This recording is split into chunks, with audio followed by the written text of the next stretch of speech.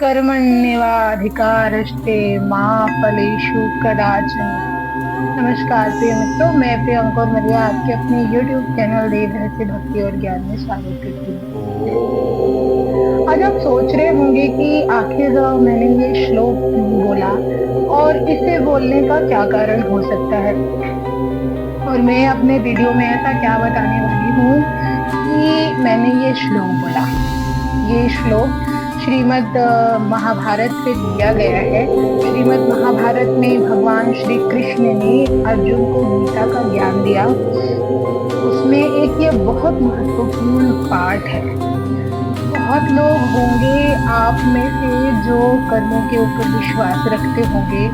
बहुत लोग ऐसे होंगे जो मानते होंगे कि जो हमारे भाग्य में लिखा है वो हमें मिल जाएगा। लेकिन क्या आप जानते हैं कि सारे संसार को कर्म बंधन से छुड़ाने वाले भगवान श्री कृष्ण ने कर्मों को श्रेष्ठ क्यों बताया है, और कर्मों के संबंध भाग्य से क्यों जुड़े होते हैं। आज मैं कुछ ऐसे पॉइंट्स आपको बताऊंगी जो हमारे जीवन में इतना इम्पैक्ट डालते हैं। क्यों हमारे कर्म हमें जो आने वाले जीवन में उतार चढ़ाव होते हैं उसका फल देते। कहते हैं ना कि जैसा करोगे वैसा फल पाओगे। अच्छा करोगे अच्छा पाओगे, बुरा करोगे बुरा पाओगे। ऐसे कर्मों का विधान शास्त्रों में कहा गया है। क्या आप जानते हैं कि इस संसार में कर्मों के फल से स्वयं साक्षात नारायण नहीं बच पाए। अगर उन्होंने अपने जीवन में कुछ कर्म किए हैं तो उन्हें स्वयं ही उन कर्मों का जो बोलना चाहिए कि प्रभाव है वो उन्हें भी सहना पड़ा। तो आप स्वयं सोच सकते हैं कि कर्म कितने महत्वपूर्ण हैं हमारे जीवन में। आज के इस वीडियो में मैं आपको बताऊंगी कि किस तरीके से कर्म हमारे जीवन में इम्पैक्ट डालते हैं, उसका क्या प्रभाव होता है, उसका हमारे प्रारब्ध से क्या लेना देना होता है। आखिर कैसे इस तरीके से हम अपने भाग्य को बदल भी सकते हैं। क्या भाग्य पर ही डिपेंडेंट रहना ठीक होगा? क्या भगवान कृष्ण ने जो ये ज्ञान दिया वो केवल अर्जुन के लिए था? आज हम ये पॉइंट इस वीडियो में बात करने वाले हैं। तो इन पॉइंट्स को जानने के लिए, इनके रहस्यों को जानने के लिए ज़रूर देखिए मेरे इस वीडियो को।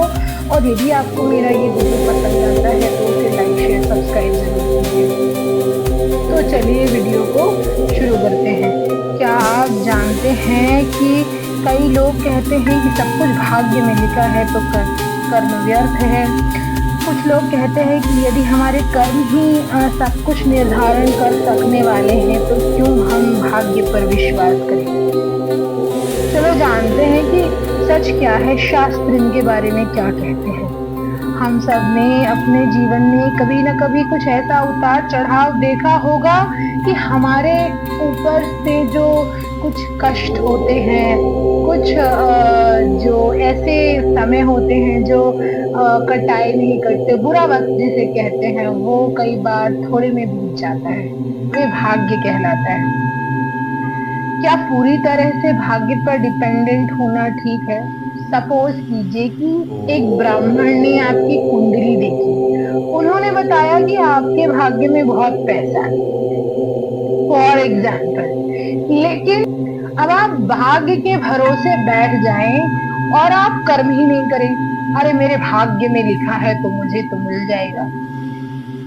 कई लोगों के भाग्य बहुत प्रबल होते हैं, उन्हें पैतृक संपत्ति भी मिल जाती है, लेकिन ऐसा सिर्फ 1% लोगों के साथ होता है।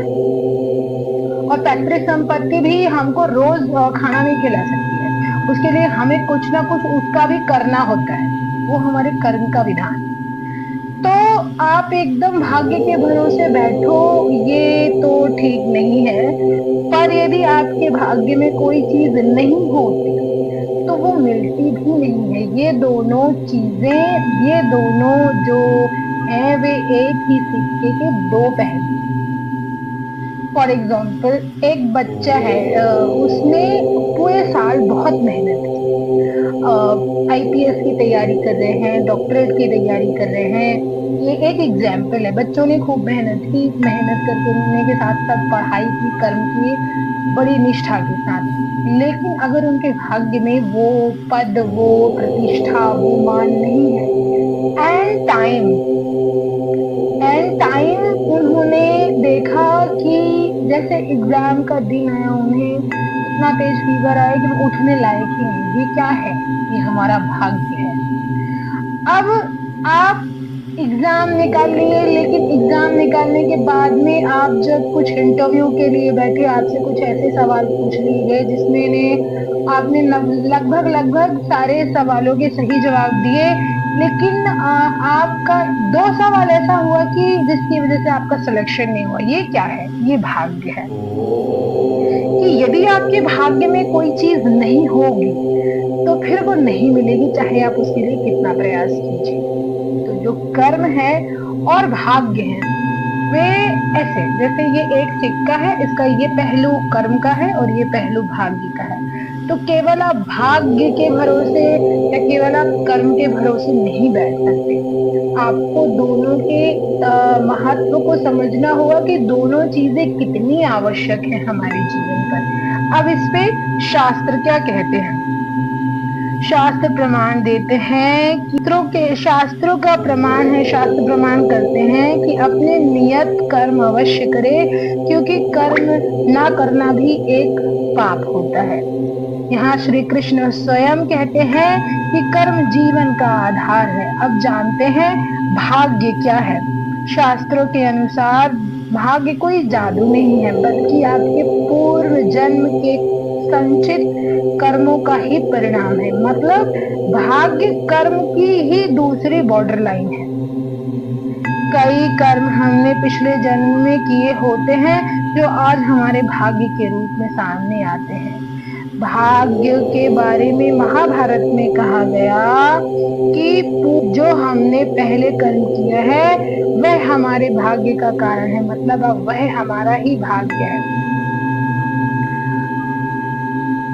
वर्तमान कर्म और भविष्य का भाग्य। अभी हम जो कर्म कर रहे हैं वे हमारे भाग्य को निर्धारित करते हैं। मनुस्मृति कहती है स्वकर्मणा निर्मितम भाग्यम पुरुषः संप्रपद्यते। मनुष्य स्वयं अपने कर्मों से अपना भाग्य बनाता है। कर्म और भाग्य का संतुलन ही भगवान श्री कृष्ण ने अर्जुन को गीता में समझाया है। श्री कृष्ण कहते हैं कर्म करो लेकिन फल की चिंता मत करो। ऐसा प्रभु ने क्यों कहा? कहते हैं कि जो सत्कर्मी व्यक्ति होता है उसके रथ की जो धुरा होती है, जो उनका जिससे रथ खींचा जाता है, रथ की जो डोरी होती है वो उनके हाथ में होती है, ठाकुर के हाथ में होती है। कहते हैं कि मेरा भक्त यदि मुझे पाने के लिए प्रयत्न कर रहा होता है तो मैं उसकी तरफ 10 कदम खुद चलकर जाता हूँ। ये तो रही भगवत प्राप्ति के प्रयत्न की बात, यानी कर्म की बात। अब आप ऐसे किसी भी क्षेत्र में प्रयास करिए। मैंने एमएससी किया हुआ है, अगर मुझे एग्जाम पास करना था और मैं सोचती अरे मेरे भाग्य में होगा तो मैं पास हो जाऊंगी, नहीं तो नहीं होंगी, लेकिन मैं कर्म नहीं करूंगी, मैं पढ़ूंगी ही नहीं। मैं कैसे पास हो सकती हूँ अगर मैंने पढ़ाई नहीं की तो कर्म अपनी जगह और भाग्य अपनी जगह। लेकिन यदि मैंने बहुत पढ़ाई की और मेरी तबीयत खराब हुई या किसी कारणवश ऐसा कुछ हो गया कि मैं एग्जाम हॉल ही ना जा पाई, ये मेरे भाग्य का दोष है। तो कर्म और भाग्य एक दूसरे के पूरक है, ऐसा शास्त्र कहते हैं। क्या आप जानते हैं कर्मों के विधान का प्रतिफल भी बताया गया है?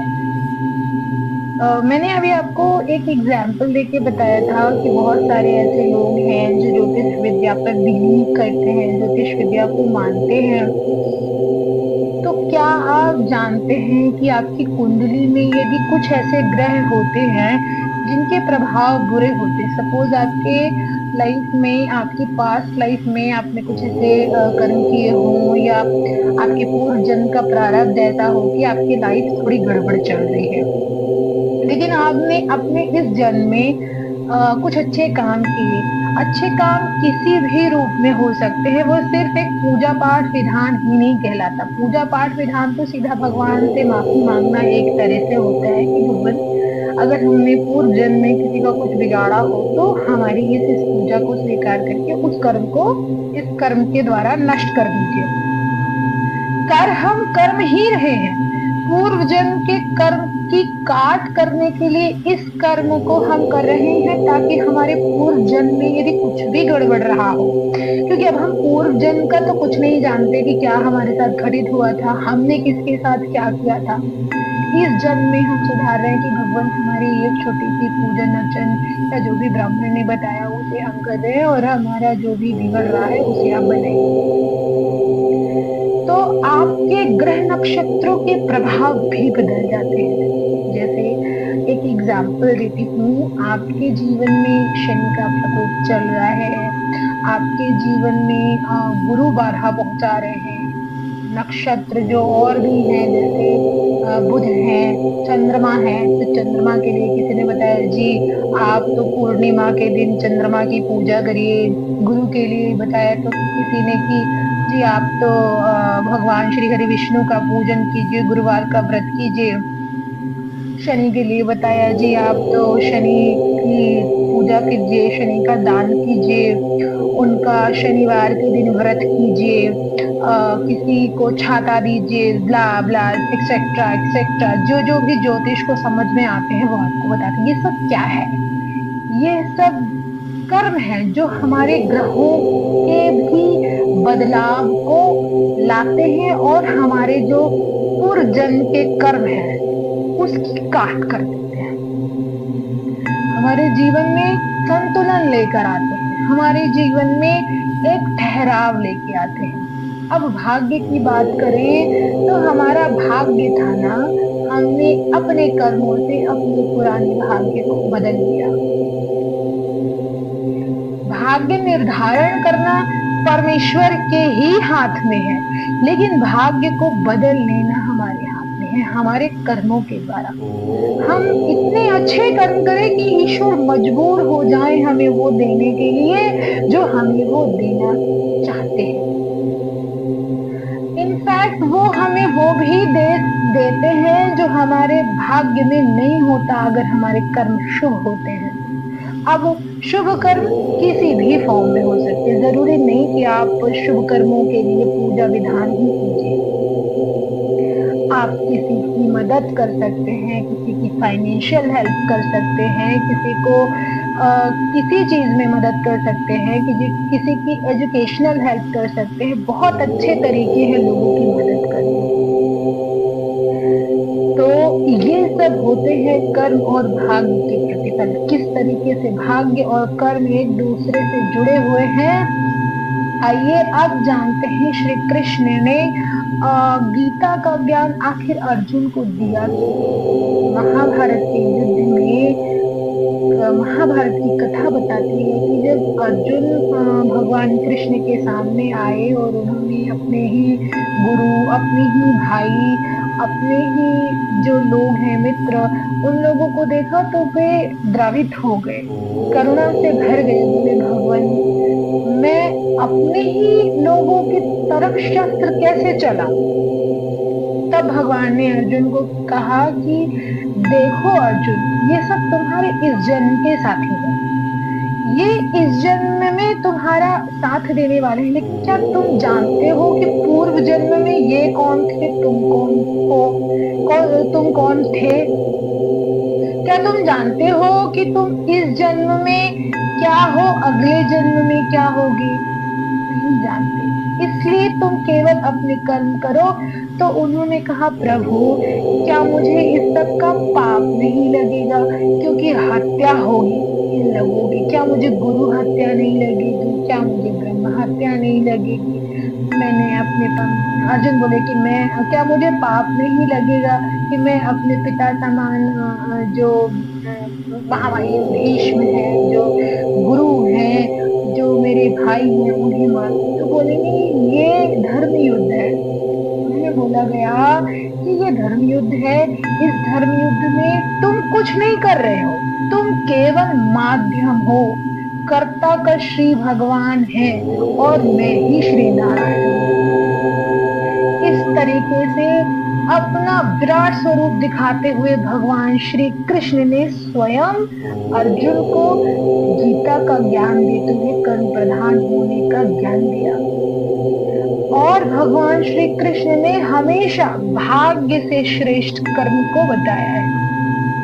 कहते हैं कि जो भाग्य में लिखा होता है वो तो आपको मिलता ही मिलता है, आज नहीं कल, कल नहीं परसों। लेकिन अगर आपके कर्म श्रेष्ठ हैं तो पूर्व जन्म के बुरे कर्मों का प्रभाव है वो कटता तो कटता ही है, साथ ही इस जन्म में होने वाले जो कुछ बुरे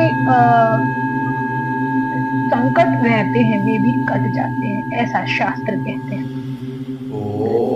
ऐसे कर्मयोगी भगवान श्री कृष्ण के चरणों में मैं प्रियंका नमस्कार करती हूँ। आशा करती हूँ कि मेरा ये वीडियो आपको पसंद आया हो, और यदि आपको मेरा वीडियो पसंद आया हो और आप भी ये दृढ़ निश्चय करें आज कि मैं भी अपने जीवन में अपने अच्छे कर्मों से अपने बुरे भाग्य को बदल लूंगा, तो यदि ये आप डिसाइड करते हैं तो मुझे कमेंट करके जरूर बताइए और मैं आपके कमेंट्स का इंतजार करूंगी। यदि आपने भी अपने जीवन में कुछ अच्छे कर्मों को किया हो वो भी मुझे बताइए। आज की वीडियो में मैंने आपको बताया कि किस तरह भगवान श्री कृष्ण ने कर्म को हमेशा भाग्य से प्रबल बताया है, भाग्य को किस प्रकार कर्मों के द्वारा बदला जा सकता है। कि इस वीडियो में इतना ही। आपने मुझे धैर्य पूर्वक सुना, आपका कोटि कोटि धन्यवाद। मैं फिर हाजिर हो जाऊंगी एक नया वीडियो लेकर, कुछ रोचक, कुछ महत्वपूर्ण और कुछ अद्भुत रहस्यों के साथ। तब तक के लिए आप सभी को शुभ रात्रि।